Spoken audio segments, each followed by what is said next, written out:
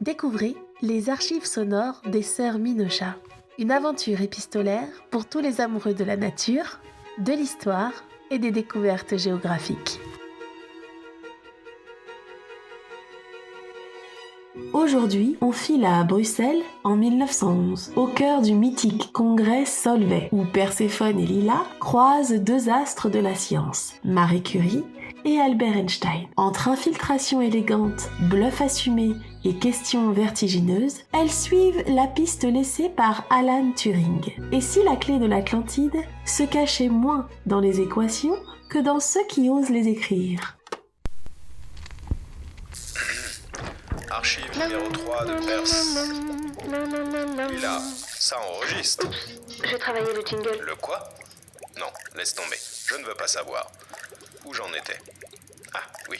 Archive numéro 3 de Perséphone Minocha. Voyage temporel vers 1911. Rencontre avec Madame Oh, Eugène, franchement, tu es d'un ennui parfois. Mais dis donc, Lila, ça ne se fait pas d'interrompre les gens de cette façon. Tu as encore un problème de réglage, on dirait. N'importe quoi. Tu es ennuyeux. C'est pas bon pour l'audimat. Je vais te montrer, moi, comment on captive une audience. Encore cette histoire de podcast. Bienvenue dans les lettres Minocha, le podcast où l'on voyage dans le temps et l'espace, en quête de savoir, de mystères et parfois de stratagèmes vestimentaires douteux. Aujourd'hui, nous embarquons pour un saut temporel jusqu'en 1911, à Bruxelles, au cœur d'un rassemblement de génies, le célèbre congrès Solvay. Dans cet épisode, Perséphone et Lila suivent la piste que M. Turing leur a transmise, à la rencontre de deux des grandes figures scientifiques de leur temps, M. Albert Einstein et Mme Marie Curie. Deux personnes qui ont indéniablement changé le monde scientifique à leur époque. Trouveront-elles d'autres indices concernant l'incroyable quête des sœurs Minocha? Découvrons-le ensemble grâce aux lettres Minocha. Ah ouais, ok, pas mal, j'avoue, ouais. Lieu, cabane du chêne, temporalité, présent relatif. Lila, regarde, j'ai trouvé le programme du congrès sur internet. J'avais raison. Trop chouette, cacahuète. Je ne comprends pas quand est-ce que tu arrives à trouver le temps de discuter avec Circé. C'est ma copine, c'est tout. On s'envoie des messages sur Discord. Du coup, c'est bien eux qu'on va rencontrer? Oui, Marie Curie et Albert Einstein. J'ai du mal à y croire. Est-ce que tu as vérifié tous les réglages? Oui, tu peux te mettre en tenue. C'est bon, j'ai enfilé mon déguisement. On peut y aller. J'ai tellement hâte de les rencontrer. Ah oui, ça c'est du déguisement. C'est parti. 5, 4, 3, 2, 1. Lieu, Bruxelles, temporalité, 1911. Wow, ça donne un peu le tournis. Je te crois sur parole. Regarde autour de toi, Percy. On est en 1911.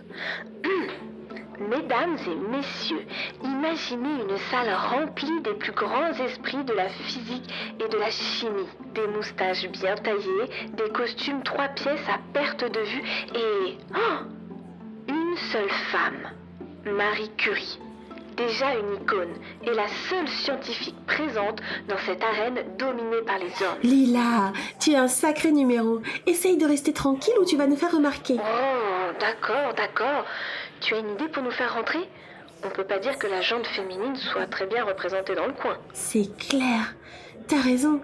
Comment diable allons-nous réussir à rentrer là-dedans? Oh, j'ai une idée. Comme Circé, avec un brin d'audace et une bonne dose de bluff. Ah, j'aime cette nouvelle version de toi, Perséphone. On va utiliser une technique simple. Faire semblant d'être quelqu'un d'important. Ou en tout cas, quelqu'un qui connaît quelqu'un d'important. L'assistante de Monsieur Solvay, par exemple. Le généreux organisateur du congrès. Qui remettra en question mon prétendu rôle? Personne. Le pouvoir du costume d'époque et un air sérieux devrait suffire. On t'a déjà dit que tu étais un génie, Percy chéri? Pas aujourd'hui. Bonjour madame, puis-je vous aider? Bonjour, je suis Mademoiselle Minocha, l'assistante de Monsieur Solvay. Je dois m'entretenir avec Madame Curie concernant des histoires de femmes. Vous voyez ce que je veux dire, bien sûr. Il s'agit d'une affaire de la plus haute importance, voyez-vous. Oui, tout à fait. Je suis bien évidemment au courant. Je vous en prie, mademoiselle, vous pouvez entrer. Waouh, Perse, T'es un vrai agent secret. Oh, j'ai jamais eu une trouille pareille. Eh bien, tu t'en es sorti comme une chef. Bon, maintenant que nous avons réussi à nous infiltrer, ne perdons pas de temps. Est-ce que tu vois Monsieur Einstein et Madame Curie, toi? Oui, ils sont au fond de la salle, sur ta droite. Oh là là, ils sont tellement impressionnants. 2 génies pour le prix d'or. N'oublie pas que toi aussi tu es un génie. Peut-être. Bon, au les cœurs, allons-y. Bonjour. Veuillez m'excuser. Enfin, je m'excuse, s'il vous plaît. Enfin, mon enfant, ne vous excusez pas. Que pouvons-nous faire pour vous, ma chère? Je m'appelle Perséphone Minocha. Je suis une scientifique, moi aussi. Je suis passionnée par vos travaux à tous les deux. Et si cela ne vous dérange pas, j'aimerais beaucoup échanger un moment avec vous. Absolument, mademoiselle Minocha. Nous sommes tous ici pour l'amour des sciences. Voir une autre femme parmi tous ces vieux schnocks, quel plaisir. Je ne parle pas pour toi, Albert. Merci, Maria. Je t'en suis reconnaissant. Venez, mademoiselle Minocha. Trouvons-nous une table et une petite coupette. Madame Curie et moi-même n'en sommes pas à notre première, je le crains. Ils sont pompés de Percy. Chut, Lila, sois discrète. C'est une bonne nouvelle, cela nous facilitera les choses. Ils ne se douteront de rien quant à notre véritable identité. Je l'avais bien dit, une vraie espionne. Madame Curie, Monsieur Einstein, c'est un honneur de me retrouver en votre présence. Sachez que je vous suis très reconnaissante. Pas l'hiverne. Pas de chichi entre nous, Perséphone. Puis-je vous appeler Perséphone? Parfait. Nous sommes tous sur un pied d'égalité ici. Tous scientifiques, tous génies, et tous parfois bêtes comme nos pieds. Ce que veut dire Albert, c'est que vous n'avez pas à être mal à l'aise en notre présence. Détendez-vous, Perséphone. Asseyez-vous et prenez cette coupe. Nagrovi. Santé. Perséphone, quelle est votre spécialité? Attention à ce que tu vas répondre. Disons que je m'intéresse de près aux travaux de mécanique quantique de Monsieur Planck. Ah, ce bon vieux Planck est ici, juste derrière ce pot de fleurs. C'est intimide. Souhaitez-vous que nous vous le présentions? Oh merci, mais je crois que j'aimerais mieux rester ici à votre table pour l'instant. Peut-être plus tard. Madame Curie, n'est-ce pas difficile d'évoluer dans un monde intégralement masculin? Oh si, vous devez en savoir quelque chose. Mais vous savez, de toutes les épreuves que j'ai connues, travailler avec des hommes qui ne veulent pas travailler avec moi, c'est bien le cadet de mes soucis. Nous ne devrions jamais laisser le genre d'une personne déterminer ses compétences. Je suis parfaitement d'accord. Encore heureux. Nous ne serions pas amis sinon. Tu sais bien, Marie, que je respecte les femmes, et les humains en général d'ailleurs. Nous devrions tous être égaux. D'ailleurs, je ne te l'ai peut-être pas dit, mais tu rayonnes ce soir. Est-ce ton intelligence ou tes découvertes qui déteignent sur toi? Quel clown. Tu fais cette blague à chaque fois que l'on se voit.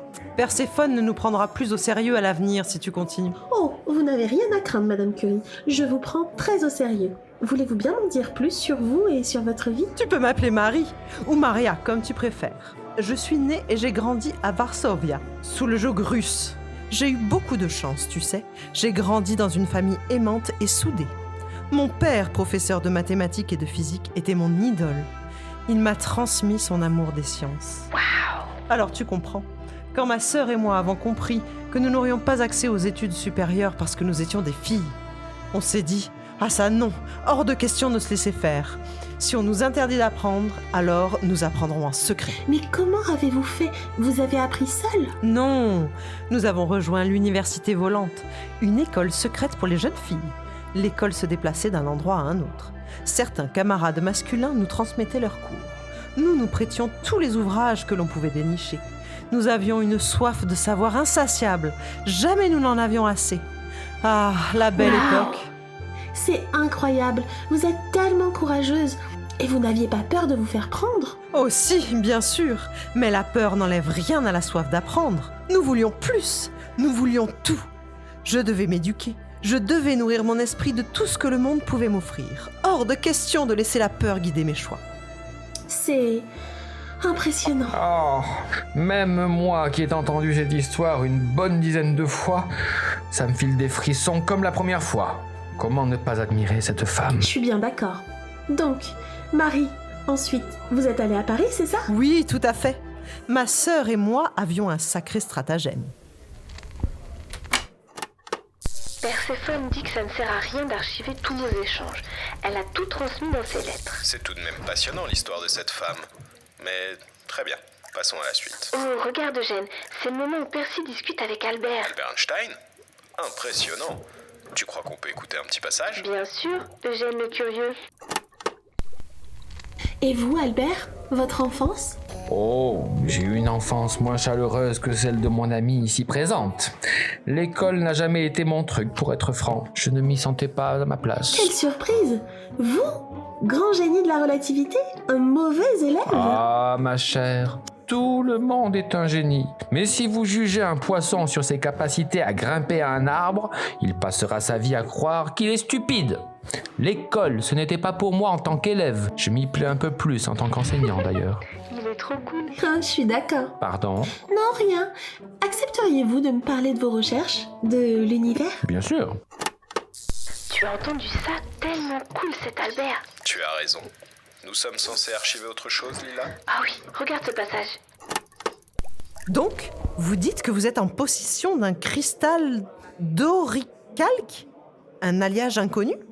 Avec des propriétés hors du commun? Oui, tout à fait. Eh bien, ça vous dégrise un homme, une annonce pareille. Une femme également. Écoutez, je sais que cela doit vous paraître incongru, mais je dois vous poser la question.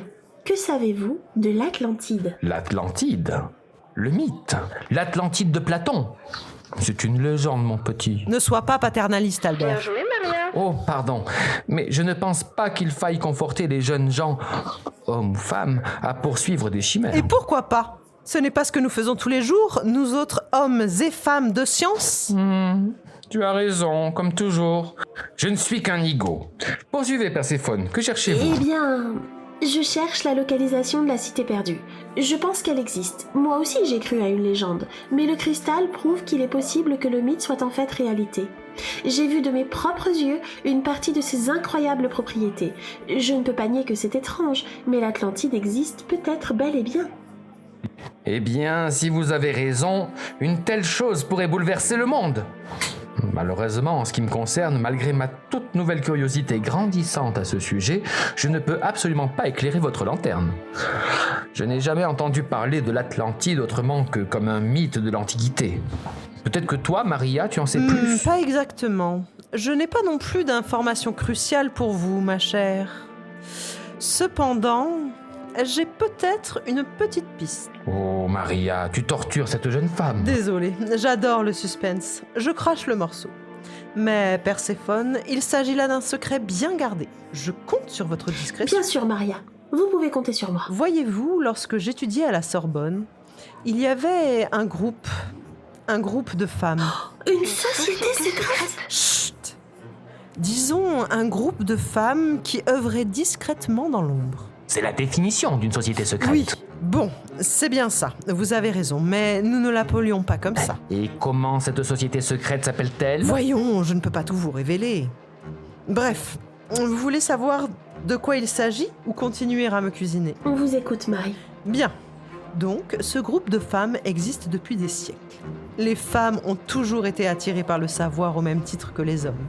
C'est pourquoi ce groupe s'est formé bien avant que nous ayons le droit de fouler les bancs de la Sorbonne. Incroyable! Il semblerait qu'une haute figure de la Révolution française se soit intéressée de près au mythe de l'Atlantide. Qui? Elle aime vraiment le suspense. Olympe de Gouges. La première féministe de France? Absolument. Donc, Olympe de Gouges s'intéressait à l'Atlantide? Oui.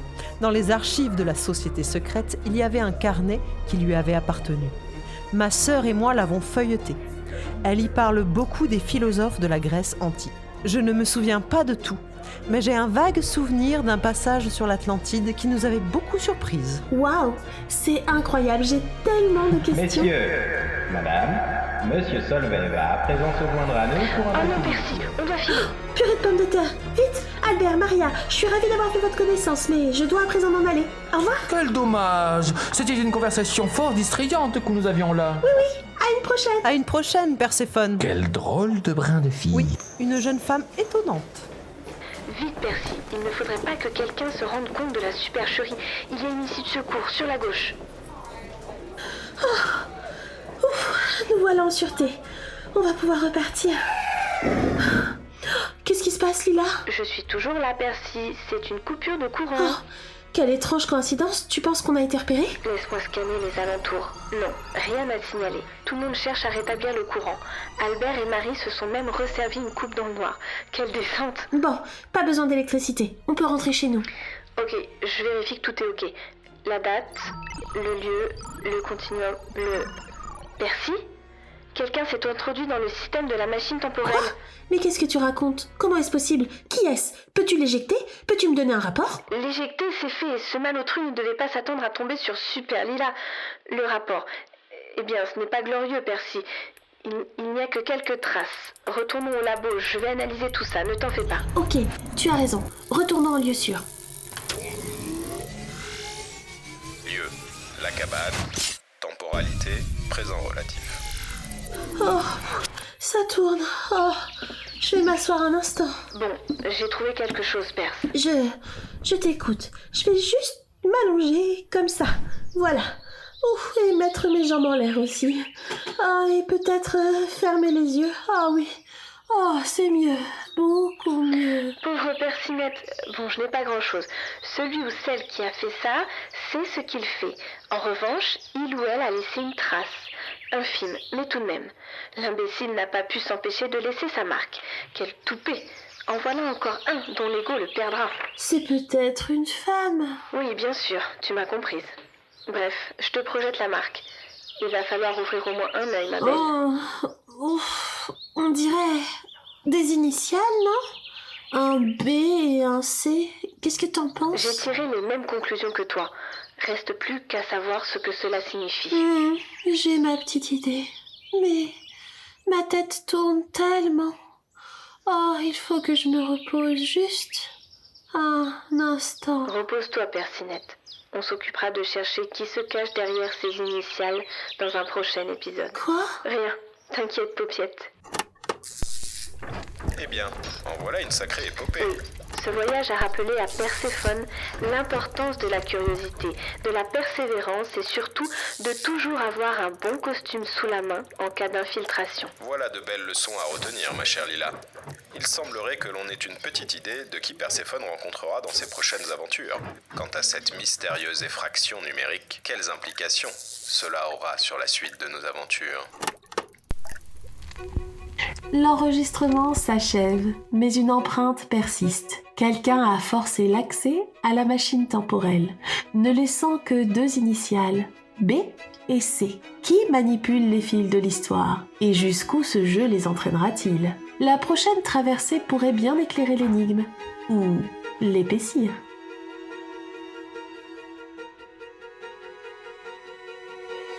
Ce que vous venez d'écouter, ce n'est qu'un fragment.